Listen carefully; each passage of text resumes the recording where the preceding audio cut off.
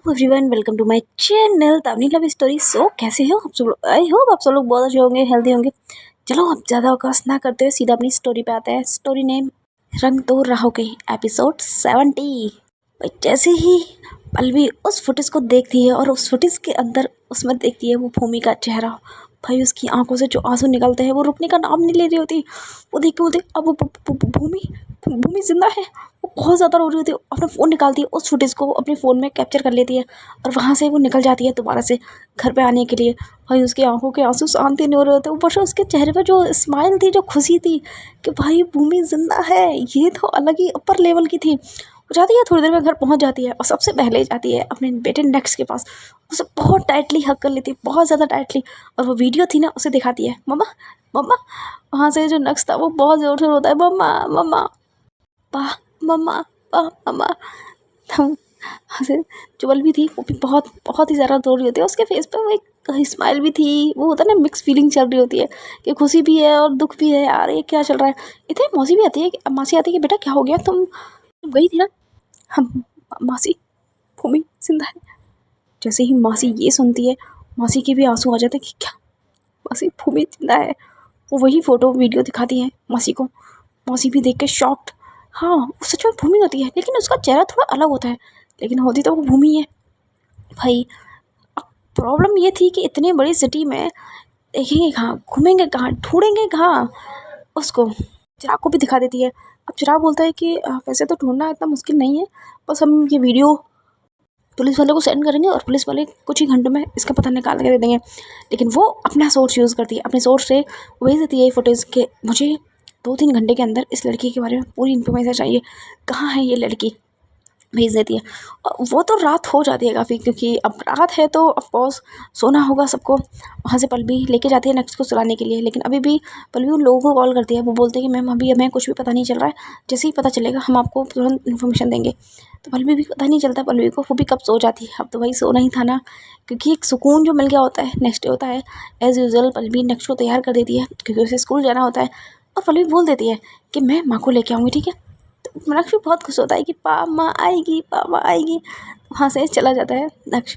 पल्लवी जाती है मासी के पास, बोलती है कि बेटा पता चला? नहीं मासी अभी नहीं पता चला, लेकिन बहुत जल्द पता चल जाएगा। पल्लवी के फेस पे वो अलग ही खुशी नज़र आ रही थी। लेकिन इतनी देर में पलक भी आ जाती है वहाँ, और पलक ऐसे ही आती है तो मासी बोल देती हैं कि बेटा वो बात ऐसी है कि पल्लवी नहीं कर सकती है तुमसे शादी। पलक बोलती है क्या क्या मतलब, सब कुछ तो तैयार था ना आंटी जी, आप बोल रहे थे कि वो उन्हें पसंद है मैम, और फिर ऐसे सडन क्या हो गया। तो बेटा पल्लवी भूमि आई मीन नक्श के लिए शादी कर रही थी और नक्श को उसकी माँ मिल गई है। जैसे ही पलक ये सुनती है, लेकिन पल्लवी इतना बोलने नहीं देती। वासी बोलती है वासी आई थिंक मुझे चलना चाहिए, प्लीज़ इस बारे में किसी से डिस्कस नहीं करना है। और आई एम सॉरी पलक, मैं नहीं कर सकती तुमसे शादी, क्योंकि मेरा बेटा तुम्हारे साथ कंफर्टेबल नहीं है। यही बोल के निकल जाती है पल्लवी अपने ऑफिस के लिए। हालांकि वो जाने से पहले उन लोगों को फिर से कॉल करती है, तो वो ऐसे ही बोल देते हैं कि अभी मैम पता नहीं चला है, हम ट्राई कर रहे हैं। वहाँ से जाती है पल्लवी अपने ऑफिस, और जैसे ही अपने ऑफिस पहुँचती है तो जो जीविका थी वो एज़ यूजुअल अपनी मीटिंग्स के बारे में बता रही होती है कि ये मीटिंग्स है मैम, और आज की इंपॉर्टेंट, बहुत ज़्यादा इंपॉर्टेंट मीटिंग है। तो पल्लवी डिसाइड कर लेती है ठीक है, पहले जो इंपॉर्टेंट मीटिंग है उसे ही पहले करवाओ, उसके बाद हम अदर मीटिंग्स पर ध्यान देंगे। तो पल्लवी मीटिंग कर रही होती है और वहाँ ईशा एज़ यूजुअल आ जाती है अपने टाइम से। आज उसे और भी फाइल्स दी गई होती है, जो कि पुरानी जो फाइल्स थी जिनमें इतने सारे बग्स थे ना, जो ईज़िली हर किसी के पकड़ में नहीं आ रहे थे, उन फाइलों को Isha Isha easily sort out कर रही होती है, और बहुत जल्दी, बहुत स्पीड से। ये चीज़ तो मैनेजर भी बहुत अच्छे से देखता है कि यार ये लड़की मतलब क्या है, इसको कुछ भी दो, ये थोड़े टाइम में इतना सब कुछ अच्छे से कर देती है। इतनी देर में वहाँ पल्लवी की मीटिंग भी ख़त्म हो जाती है। तो मैनेजर आता है कि मैम जो फाइल्स हमने दी थी मिस ईशा को, तो वो फाइल्स जो काफ़ी मतलब उसने कंप्लीट कर दी है, तो हमें समझ नहीं आ रहा। मैं सोच रहा हूँ कि मैम आपने जो बोला था कॉन्फिडेंशियल, मैंने मना किया था ना कि ऐसे किसी को नहीं दे सकते हैं कॉन्फिडेंशियल फाइल। जी मैम, मैं मानती हूँ, लेकिन मुझे ऐसा करो, मुझे उस लड़की से मिलना है, आखिर मैं भी तो देखूँ कौन है वो लड़की। जी मैम। तो ऐसे ही बोल के मैनेजर जाता है उस लड़की के पास, ईशा के पास, होता है कि ईशा तुम्हें हमारे ऑफिस की सीईओ बुला रही है। मुझे क्यों, मेरे साथ मैंने क्या गलती की? तुम्हें गलती नहीं किया, बस तुमसे मिलना चाहती है। हाँ जी जी जी सर, देखो वो थर्ड फ्लोर पे जाना, वहाँ कैबिन है। चली जाती है ईशा वहाँ से, और जैसे वो पहुँचती है ऊपर थर्ड फ्लोर के अंदर, वहाँ जाके एक कैबिन बना होता है, काफ़ी खूबसूरत कैबिन था, उसके अंदर जाती है। और जैसे ही वो बोलती है कि मैं कम इन मैम, भाई साहब वो जो आवाज़ थी जो पल्लवी के कानों में पड़ती है, उसकी आंखों से आंसू बहने लग जाते हैं। वो पलटती नहीं है, वो सीधा बोलती है कि यस कमिंग। जैसे ही आती है उस टाइम पे पल्लवी ने वही फाइल उठाई होती है जो कि ईशा की होती है, क्योंकि पल्लवी को पता नहीं होता कि ये किसकी फ़ाइल है। उस फाइल में ईशा का नाम और साथ में उसका फ़ोटो था जो कि था भूमि का। अब वो समझ जाती है कि ईशा ही भूमि है, इसलिए वो पलटती नहीं है। वो सीधा बोलती है कि आपके काम से बहुत ज़्यादा हम खुश हैं, अप्रिशिएट करते हैं आपको, आप बहुत ज़्यादा अच्छा वर्क करती हैं। तो इसलिए मैंने सोचा है कि आपका जो कैबिन है वो वहाँ से शिफ्ट करके मैं अपने कैबिन में शिफ्ट करूँ, क्योंकि कुछ फाइल्स हैं जो कि बहुत कॉन्फिडेंशियल है, तो मुझे उसके ऊपर काम करवाना है मिस ईशा। हाँ जी मैम, मैं तैयार हूँ। ओके मैम, और कुछ? नहीं और कुछ नहीं, आप जा सकते हो। ईशा वहाँ से निकल जाती है, क्योंकि ये पल्लवी अभी बोलने की हालत में होती ही नहीं है। उसकी आंखों से जो आंसू बह रहे होते हैं, वो उठती है अपने कैबिन से और उसी जगह देखती है जहाँ ईशा बैठी होती है। हाँ, वहाँ बैठी होती है और वो देख रही होती है ईशा का फेस, जो कि अपने कान में अपना पेन लगा के, मतलब साइड में अपना पेन लगा के अपना अच्छे से काम कर रही होती है, वाली फुल फोकस के साथ। इधर उधर उसका कोई भी ध्यान नहीं होता। हाँ, साइड में जो लड़का बैठा होता है वो कई बार बात करने की कोशिश करता है ईशा से, लेकिन ईशा सीधा सिंपल बोलती है कि यार बहुत काम है, प्लीज़ अभी डिस्टर्ब मत करो। यही बोल के बेचारा अपना काम कर रही होती है। वहाँ यार भूमि को अलग ही खुशी होती है। भूमि कॉल करती है मासी को कि मासी, हाँ बेटा, भूमि भूमि मिल गई। हाँ बेटा, इससे अच्छी और बात क्या है? कहाँ मिली है बेटा? मेरे ऑफिस में। ये क्या मतलब? मासी भी शौक के तुम्हारे ऑफिस में? मुझे पता ही नहीं था। वो मेरे ऑफिस में थी, अभी अभी ज्वाइनिंग हुई थी। क्या बात है बेटा, सही है। लेकिन आई थिंक कि वो सब कुछ भूल चुकी है। उसका नाम ईशा है। मुझे नहीं पता कि वो सच में भूमि है या फिर भूमि से मिलती जुलती है, लेकिन बहुत अच्छा लग रहा है उसे देख के। तो बेटा बात करो एक बार, उसे पता तो लगाओ कि वो भूमि है क्या तुम्हारी? हाँ जी जी। तो ऐसे ही बोल के पल्लवी कॉल कट कर देती है। हालांकि ईशा ने नहीं देखा होता है कि उसकी सीईओ कौन है, तो वो अपना कोट है उसको उतार के जाती है नीचे, अपनी जो स्लिप थी उनको थोड़ा फोल्ड कर लेती है और पीछे खड़ी हो जाती है ईशा के, और वो बोलती है कि मिस ईशा।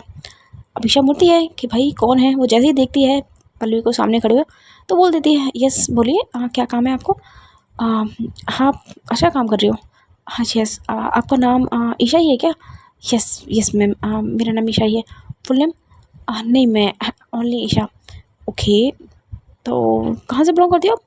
मैं यहीं से बिलोंग करती हूँ, नॉर्थ साइड से। ओके, आपकी फैमिली? मैम इतनी मेरे बारे में इतनी इन्फॉर्मेशन क्यों ली जाती है? अरे एक्चुअली में तुम हमारे ऑफिस की परमानेंट मेंबर हो गई हो, तो और मैं भी इस ऑफिस में वर्क करती हूँ बस इसलिए। ओके, और हाँ तुम्हारा जो कैबिन है वो अब हमारी सीईओ के कैबिन में लगने वाला है, तो उसका भी एक रीज़न है ना। जी जी मैम, मैं समझ सकती हूँ। लेकिन मैं यहीं से बिलोंग करती हूँ, बचपन से यहीं से बिलोंग करती हूँ। ओके, तो ठीक है फिर, अच्छी बात है। अब पल्लवी वहाँ से चली जाती है, उसे समझ नहीं आ रहा होता कि यार मैं उसके सामने गई, उसने मुझे पहचाना नहीं, तो उसका मतलब है कि यार ये क्या सच में भूमि नहीं है? लेकिन अब वो कैसे पता लगाए? तो वो एड्रेस निकालती है उस लड़की का, ईशा का, कि वो कहाँ रहती है। जैसे ही उसे पता पड़ता है कि ज़्यादा दूर होता नहीं है ऑफिस से, वहाँ से वो निकल जाती है उसी एड्रेस पर जाने के लिए। जाती है, थोड़ी देर में पहुँच जाती है, तो वहाँ एक ओल्ड मैन होता है। हाँ, वो अंग्रेज़ी होता है जो अमेरिका का रहने वाला था। वो अपनी ही लैंग्वेज में बोलता है कि हाँ, हु इज़ दिस? तो वहाँ से पल्लवी बोलती है कि इट्स मी पल्लवी, पल्लवी गोइंका। अब वो क्या जाने पल्लवी गोइंका कौन है। हाँ, इतना है कि नाम सुना सुना सा लग रहा है। वहाँ से वो जो पल्लवी थी वो बोलती है कि क्या मैं अंदर आ सकती हूँ? तो वो बोल देता है हाँ यस आप आ सकते हो, क्योंकि पल्लवी को कुछ बात करनी होती है। और पल्लवी ईशा की फ़ोटो सामने रख देती है और साथ में रख देती है भूमि की। वो मैन जो था वो समझ नहीं पाता कि क्या आप क्या जानना चाहते हो। तो पल्लवी बस सीधा सिंपल वर्ड्स में बोलती है कि मुझे बस जानना है कि ये लड़की यही लड़की है क्या? बोलता है कि दोनों तो सेम ही है, इसमें अलग क्या है? हाँ, बस मुझे यही जानना था कि ईशा आपकी बेटी है? Of course Isha my daughter. Okay, तो उसके बचपन की फ़ोटो मैं देख सकती हूँ? लेकिन इतने में वो आदमी थोड़ा अलग हो जाता है। नहीं, हमारा घर जल चुका था, इसलिए मेरे पास कोई बचपन की फ़ोटो नहीं है। ओके, एक्चुअल में बात इतनी सी है कि जो आपकी ईशा है, मुझे लगता है कि वो मेरी भूमि है। वो समझ नहीं पाता क्या मतलब भूमि। इंडिया में उसका एक्सीडेंट हुआ था, वो पानी में डूब गई थी, इस वजह से वो अभी क्या ये सच में ऐसा है? लेकिन अभी तो वो भाई अंग्रेज़ कुछ भी नहीं बोलता, बोलता आपको गलतफ़हमी हुई है, ये मेरी बेटी है और हम बचपन से हम वो कभी भी इंडिया नहीं गई है। तभी पल्लवी को समझ नहीं आता कि यार कैसे पता लगवाए। अब वो इधर-उधर घर के चारों तरफ देख रही होती है कि कहीं तो कोई सुराग मिले, लेकिन कुछ भी सुराग नहीं होता। हाँ, कुछ फ़ोटोज़ होती हैं ईशा की जो कि बड़ा-बड़ा चश्मा लगा के होती है। शक्ल खूबसूरत तो थी उसकी, लेकिन वो है ना कि चश्मे के पीछे एक ढका हुआ फेस था, जो कि अब भूमि जिस तरीके से लगती थी खूबसूरत उस तरीके से नहीं थी, लेकिन हाँ सेम शक्ल डिट्टो वैसी ही थी। पल्लवी वहाँ से निकल जाती है क्योंकि उसे पता है कि कोई भी अभी आंसर उसे मिलने वाला है नहीं, लेकिन हाँ वो लगा देती है कुछ लोगों को उसके निगरानी में। इसके अलावा पल्लवी जाती है सीधा अपने घर पे। नक्श आ चुका था। अब नक्श आके डायरेक्ट बोलता है, पा माँ, मम्मा, मम्मा कहाँ है? भाई क्या बताए मम्मा कहाँ है? तो बोलते कि मम्मा आएंगी ना बेटा, जरूर आएंगी, मिल गई है ना मम्मा, तो मम्मा जरूर लेके आएंगी मम्मा को। हाँ अभी भी ईशा अपना काम ही कर रही होती है। उसे तो भाई बहुत खुशी होती है कि वो मतलब आए, उसे इतना टाइम नहीं हुआ और उसने इतनी जल्दी इतनी अच्छी ग्रोथ भी कर ली ऑफिस में। इतनी जल्दी जो 6 महीने का काम था उसने एक ही दिन में पूरा का पूरा निपटा दिया। आई मीन टू से कि 6 महीने लगते हैं परमानेंट होने में, लेकिन वो एक ही दिन में परमानेंट हो गई। उसके अलावा सीईओ के केबिन में उसे पर्सनली बैठने का मौका मिलेगा, तो उसके अंदर एक अलग ही एक्साइटमेंट लेवल था। वो अपने घर जाती है जब उसका ऑफिस ख़त्म हो जाता है। उसके पापा का कुछ बिहेव अलग था, जैसे कि बहुत अलग तरीके से बिहेव करते, और वहीं तस्वीरें रखी हुई थी जिन पर नज़र जाती है हमारी ईशा की। वो देखती है उन दोनों तस्वीरों को उठा के, जिसमें एक तो उसकी थी, लेकिन दूसरी जो कि उसकी जैसी दिखने वाली लड़की की थी, जो काफ़ी खूबसूरत थी, उसकी मांग भरी हुई थी, उसने साड़ी पहनी हुई थी। और वो समझ नहीं पाती, अपने पापा से पूछती कि ये कौन है? उसके पापा बोलते हैं कोई नहीं, मैंने बस तो थोड़ा सा एआई से एडिट किया था तो मैं इस तरीके से बनाने का। वो उसी बात को वहीं ख़त्म कर देते हैं। तब ईशा बोलती है कि मैं आपके लिए कुछ बनाने के लिए लेके आता हूँ। तो वो जाती है खाना बनाने के लिए। हाँ पल्लवी जो कि थोड़ा बहुत खुद से डिसअपॉइंट होती है कि यार मैं कैसे पता लगाऊं कि यह सच में ये वो है या नहीं है। हालांकि ऑफिस में है तो क्या मैं पता सीधा सीधा मुंह पे बोल सकती हूँ, लेकिन अब फिर से जो नक्श था उसकी हरकतें बहुत बेकार हो गई थी। वो बहुत रो रहा था। वो बोल रहा था कि माँ चाहिए, माँ चाहिए, बहुत किसी पे नहीं रुक रहा था। पल्लवी उसे संभालती है, लेकिन अब पल्लवी से भी नहीं रुक रहा था। भाई ये वो समझती है कि यार इसको संभालने के लिए एक ही काम करना पड़ेगा। वो जाती है नक्श को लेती है अपनी गोदी में, गाड़ी में जाती है, एक तरफ बैठा देती है नक्श को और उससे बोलती है मैं माँ के पास लेके जा रही हूँ, लेकिन चुप रहना ठीक है। हम नक्श चुप हो जाता है कि भाई वो माँ के पास जा रहा है। वहाँ से पल्लवी डायरेक्ट लेके जाती है ईशा के घर पे अपनी गाड़ी। थोड़ी देर बाद ही गाड़ी पहुँच जाती है, वहाँ से उतरती है वो, ईशा के घर पे अंदर जाती है। जो उनका लिविंग रूम था वहाँ बैठे होते हैं ईशा के फादर। वो फिर से पल्लवी को देखते हैं तो वो ये बोलते हैं कि आपको फिर से आने की क्या ज़रूरत थी? देखिए आप गलत सोच रहे हो, हमारी बेटी और आपकी जो भी थी उसका कोई संबंध नहीं है। वो मेरी बेटी है, बचपन से मैंने उसे पाला है, वो मेरी पत्नी की द्वारा ही आई इस दुनिया में। लेकिन पल्लवी बोलती है कि देखिए मैं अपने लिए नहीं आई हूँ, मेरा बच्चा है एक छोटा सा, उसे माँ की ज़रूरत है, और उस सुख में आपकी बेटी में उसे अपनी माँ दिखती है। आपसे रिक्वेस्ट कर रही हूँ प्लीज़। वो अभी बहुत परेशान है, बहुत दुखी है, खाना भी नहीं खा रहा सुबह से, बस इतनी सी रिक्वेस्ट है। लेकिन इतने में ही ईशा भी आ जाती है वहाँ, क्योंकि इतनी आवाज़ सुनती है तो वो बोलती है कि आप तो वही हो ना जो मुझे ऑफिस में मिली थी? तो वहाँ से पल्लवी बोलती है हाँ जी मैं वही हूँ। और बच्चे से पीछे से नक्श बाहर आता है। जैसे ही वो पल्लवी के पीछे से बाहर आता है वो देखता है वहाँ ईशा को, आई मीन भूमि को, वो भाग के जाता है, गले लग जाता है मम्मा मम्मा करके, और बहुत रोने लग जाता है। हाँ ईशा को समझ नहीं आता कि यार ये बच्चा तो वही है जो उसे मिला था वहाँ, इस तरीके से क्यों पकड़ के रखा है। ईशा बैठती है उसके पास, उसे बोलती है कि बेटा ऐसे रोते नहीं है, क्या हो गया, ऐसे क्यों रो रहे हो? वो गले लगाता है फिर से मम्मा मम्मा, उसके चिक्स पे किस करता है, बहुत सारी किसेस करता है, और फिर से गले लगाता है। अब ये बात तो ईशा को समझ नहीं आ रही होती कि क्या प्रॉब्लम है। वहाँ उसके फादर भी देखते हैं कि चल क्या रहा है भाई। अब पल्लवी थी वो किसको समझाए, लेकिन पल्लवी सीधा ईशा से बोलती है कि मुझे आपसे कुछ बात करनी है। यही बोल के जो नक्श है ना उसे अपनी गोदी में ले लेती है, और थोड़ी देर के लिए उसे बोलती है कि बेटा यहीं बैठे रहना, मैं 2 मिनट में आती हूँ। ईशा को एक तरफ लेके जाती है। वो बोलती है कि देखिए वो तस्वीर निकालती है, हाँ भूमि की तस्वीर, जिसमें भूमि और वो साथ में थे। ये मेरी वाइफ है भूमि, भूमि पल्लवी गोई का। हाँ तो इसमें मैं क्या करूँ? ये तो बिल्कुल मेरी जैसी लगती है ना। हाँ एग्जैक्टली, ये बिल्कुल आपकी जैसी लगती है, सेम डिटो।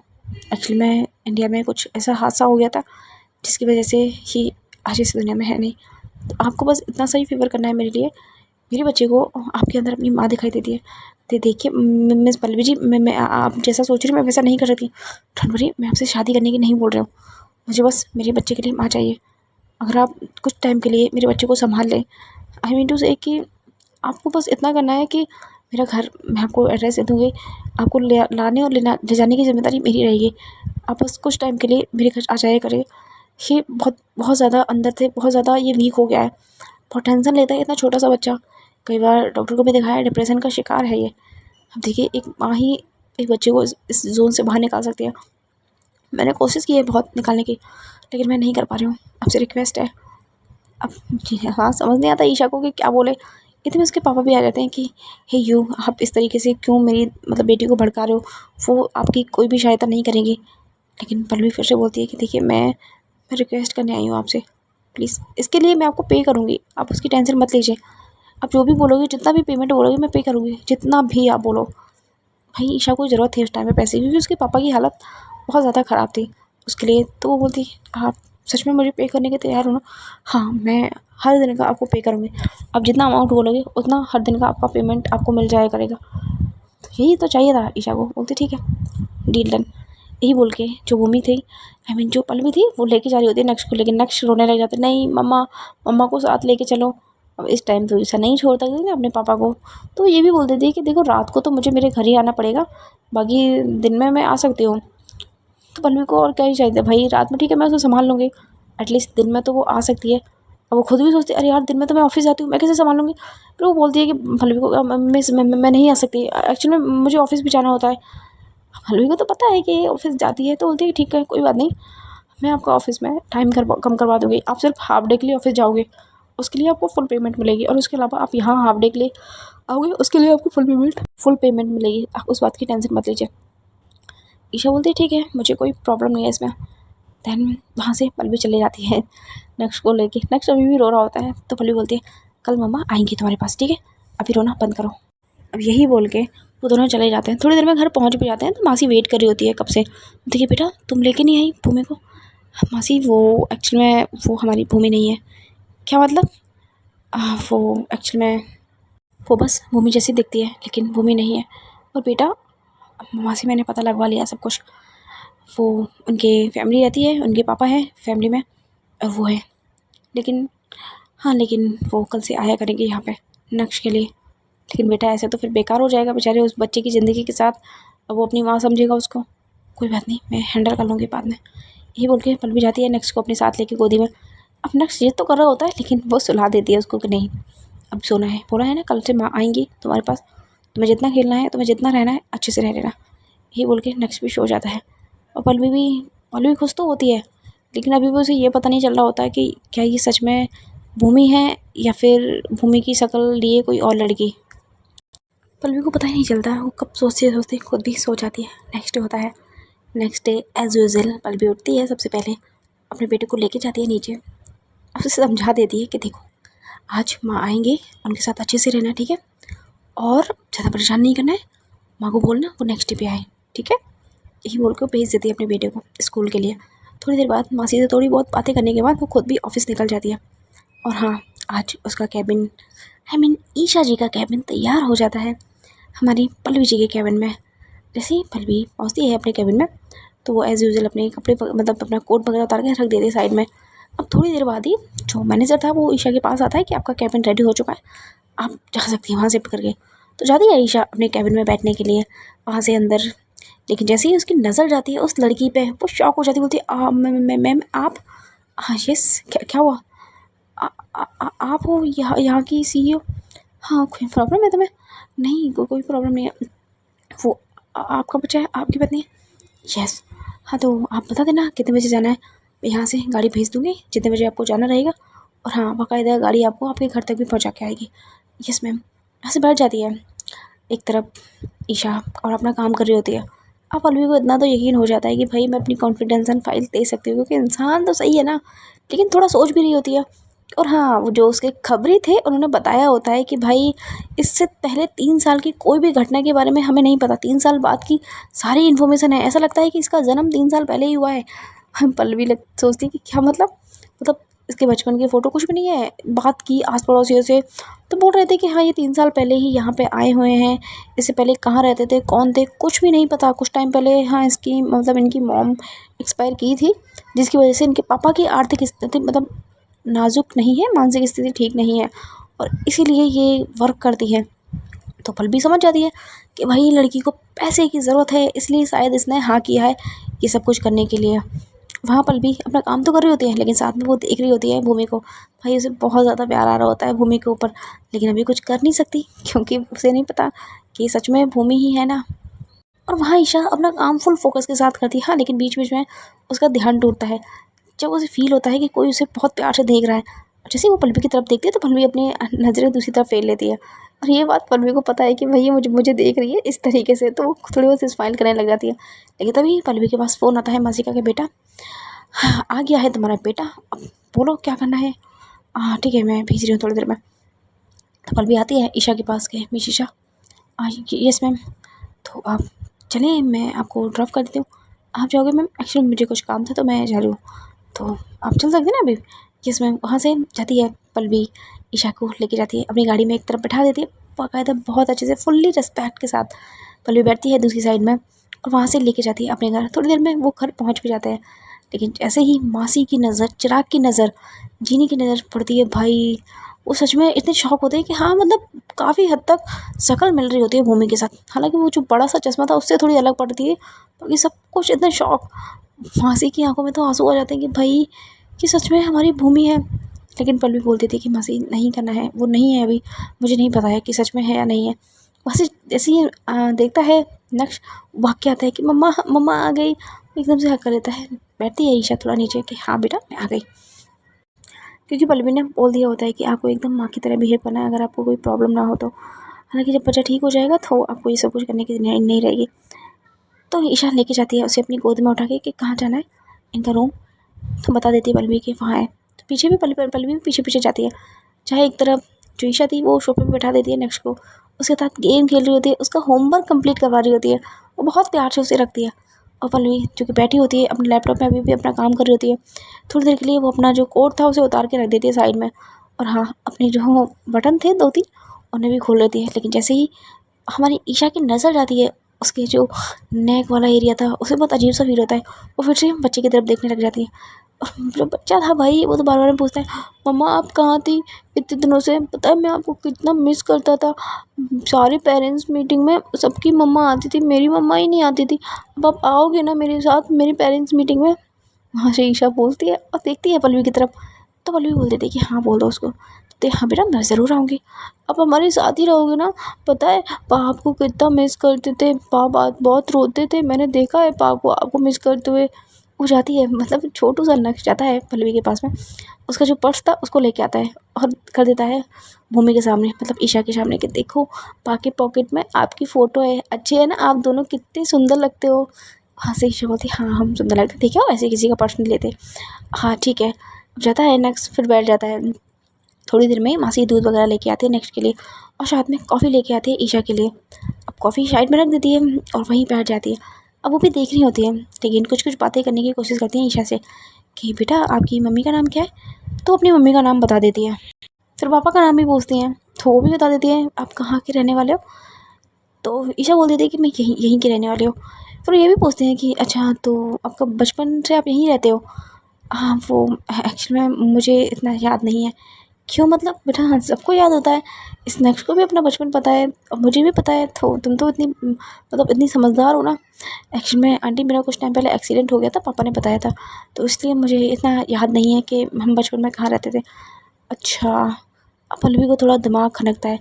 वो मासी को बोलती है कि मासी मैं किसी काम से बाहर जा रही हूँ एंड प्लीज़ आप देखते रहना, ठीक है? यही बोल के पल्लवी निकल जाती है। अब वो जाती है फिर से वहीं ईशा के फादर के पास में, और इस बार पूरी कड़क तरीके से उनसे बात करने की कोशिश करती है। लेकिन ईशा के फादर चूँकि टश्य मस नहीं होते, लेकिन इस बार पल्लवी की आंखों से आंसू भी बह जाते हैं।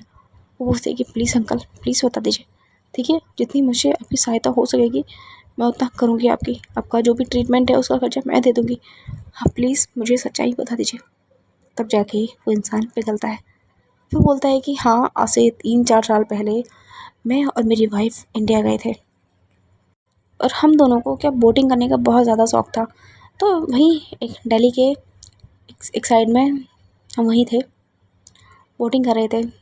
नदी का बहाव बहुत ज़्यादा था, तो मेरी वाइफ ने बोला कि नहीं अब हमसे बोटिंग नहीं होगी, क्योंकि नदी आगे चल के वो बिल्कुल समुद्र से लग रही थी। तो हम दोनों वहाँ से अपनी जो बोटिंग थी उसको हटा रहे थे, साइड में कर रहे थे। लेकिन हमने देखा एक लड़की जो कि बहुत स्पीड से बह के आ रही थी। मेरी वाइफ की नज़र गई थी उसके ऊपर। जैसे ही वो देखी थी हमने, मैं कूद गया, मुझे तैरना तो आता ही है। वहाँ से मैंने उसे पकड़ा, उसे बाहर निकाल के आए। उसकी बॉडी से खून निकल रहा था। जैसे ही हमने उसे चेक किया तो हाँ उसके एक शोल्डर पे और उसकी पीठ पे 2 बुलेट लगी हुई थी।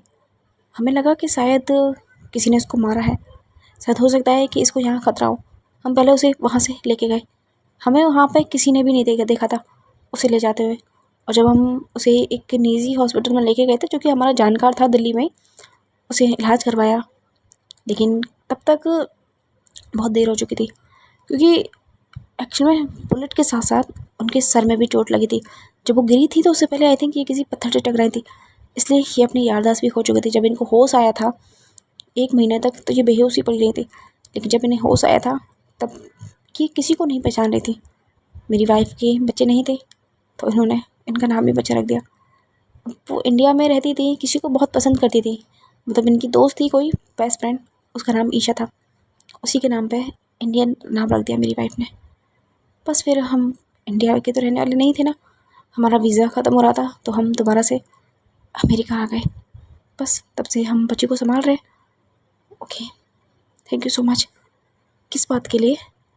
आपने मेरी बीवी को सलामत रखा। आपका मैं जितना भी शुक्रगुजार करूँ उतना कम है। Thank you so much. मेरे पास वर्ड्स नहीं है कि मैं आपको क्या बोलूँ, लेकिन अगर आज आप मेरी जान भी मांगोगे ना, मैं आपको खुशी दे दूँगी।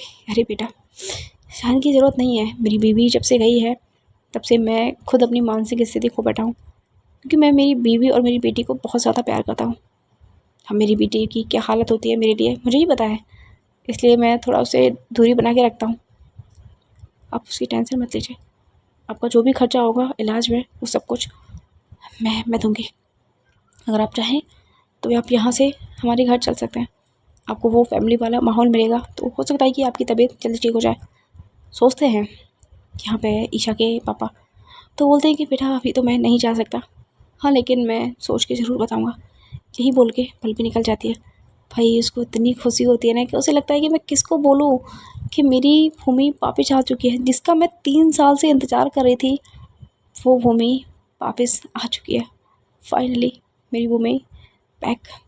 बहुत खुश होती है पल भी, बहुत ज़्यादा। वहाँ से वो पहले ऑफ़िस जाती है, अपना काम करती है बचा हुआ, कुछ मीटिंग्स थी वो देखती है। अभी भी जो ईशा थी उसकी डेस्क पे जाती है, उसकी डेस्क पे बैठती है, थोड़ा वहाँ हर एक चीज़ों को टच करती है। उसका कीबोर्ड जिसे वो इतना ज़ोर ज़ोर से बजा रही थी उसको टच करती है। बहुत सुकून आता है उसे।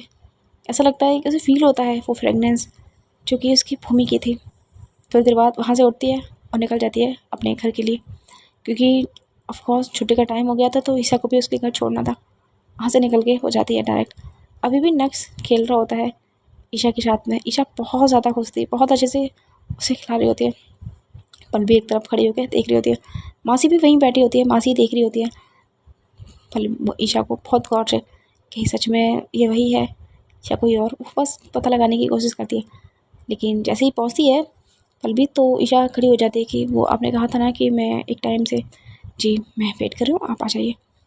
ठीक है। वहाँ से ईशा बोलती है नेक्स्ट को के, अच्छा बेटा अब मैं कल मिलूँगी तुमसे, मुझे इंपॉर्टेंट काम से जाना है ना। नहीं मम्मा अब नहीं जाओगे, अब नहीं जाओगे। अरे बेटा ऐसे ज़िद नहीं करते ना। उधर से पल भी आती, मैंने बोला था ना कि रोज़ तुम्हें मिलेगा माँ के साथ खेलने को, लेकिन माँ को जब जाना रहेगा तो जाने दिया करोगे। तो नेक्स्ट समझ जाता है, बोलता है ठीक है आप कल फिर से आना। यही बोल के ईशा जाती है, घड़ी में बैठ जाती है। वहाँ नेक्स्ट जो कि मासी के पास चिपक जाता है, बोलता है कि मम्मा मुझे मिल गई, मैं बहुत खुश हूँ, मैं बहुत खुश हूँ, मुझे मेरी मम्मा मिल गई। वहाँ से पल भी जाती है, बोलते हैं कि थैंक यू सो मच, आज पहली बार मैंने अपने बेटे को इतना खुश देखा है, और वो भी सिर्फ आपकी वजह से। ईशा बोलती है कि इसमें मेरी क्या वो है, उसे आई थिंक माँ का प्यार चाहिए था जो मैंने दे दिया।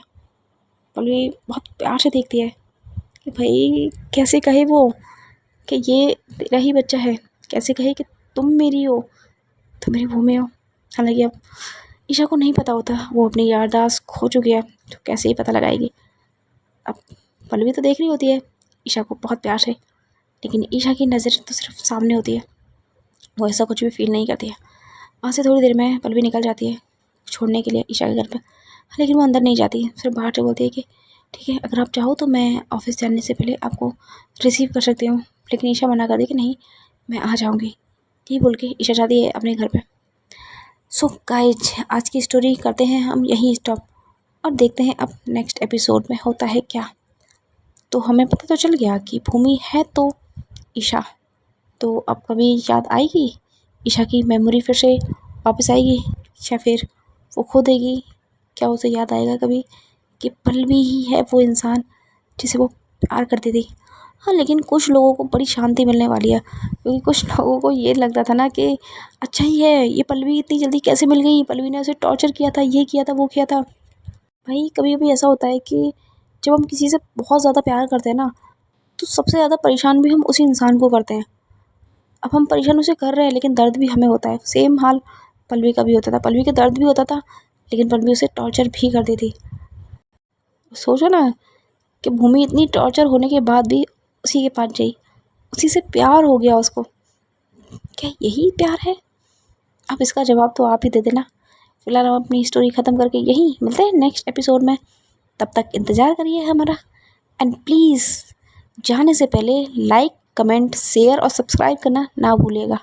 Thank you so much.